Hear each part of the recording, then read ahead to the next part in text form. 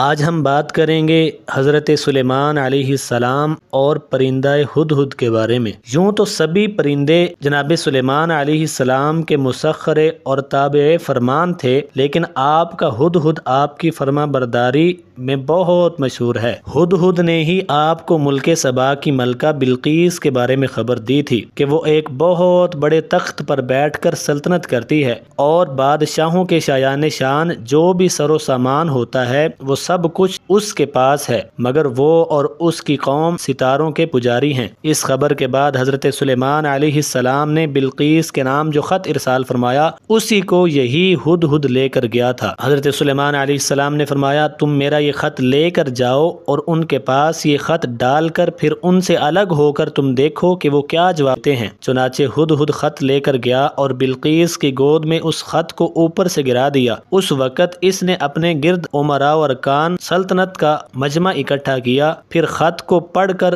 لرزہ بر اندام ہو گئی اور اپنے سرداروں سے کہا، اے سردارو، میری طرف ایک عزت والا خط ڈالا گیا ہے جو جناب سلیمان علیہ السلام کی طرف سے ہے۔ وہ کچھ یوں ہے کہ بے شک وہ اللہ کے نام سے ہے جو بہت بڑا مہربان اور نہایت ہی رحیم ہے۔ خط کا مضمون یہ ہے کہ تم مجھ پر بلندی نہ چاہو اور تم مسلمان ہو کر میرے حضور حاضر ہو جاؤ۔ خط سنا کر بلقیس نے اپنی سلطنت کے امیروں اور وزیروں سے مشورہ کیا تو ان لوگوں نے اپنی طاقت اور جنگی مہارت کا اعلان و اظہار کر کے جناب سلیمان علیہ السلام سے جنگ کا ارادہ ظاہر کیا۔ اس وقت عقل مند بلقیس نے اپنے امیروں اور وزیروں کو سمجھایا کہ جنگ مناسب نہیں ہے، کیونکہ اس سے شہر ویران اور شہر کے عزت دار لوگ ذلیل و خوار ہو جائیں گے، اس لیے میں یہ مناسب خیال کرتی ہوں کہ کچھ ہدایہ اور طائف ان کے پاس بھیج دوں، اس سے امتحان بھی ہو جائے گا۔ حضرت سلیمان صرف بادشاہ ہیں یا پھر اللہ کے نبی بھی ہیں؟ اگر وہ نبی ہوں گے تو ہرگز یہ میرا ہدیہ قبول نہیں کریں گے، بلکہ ہم لوگوں کو اپنے دین کی اتباع کا حکم دیں گے، اور اگر وہ صرف بادشاہ ہوں گے تو میرا ہدیہ قبول کر کے نرم پڑ جائیں گے۔ چنانچہ بلقیس نے 500 غلام، 500 لونڈیاں بہترین لباس اور زیوروں سے آراستہ کر کے بھیجے اور ان کے ساتھ 500 سونے کی اینٹیں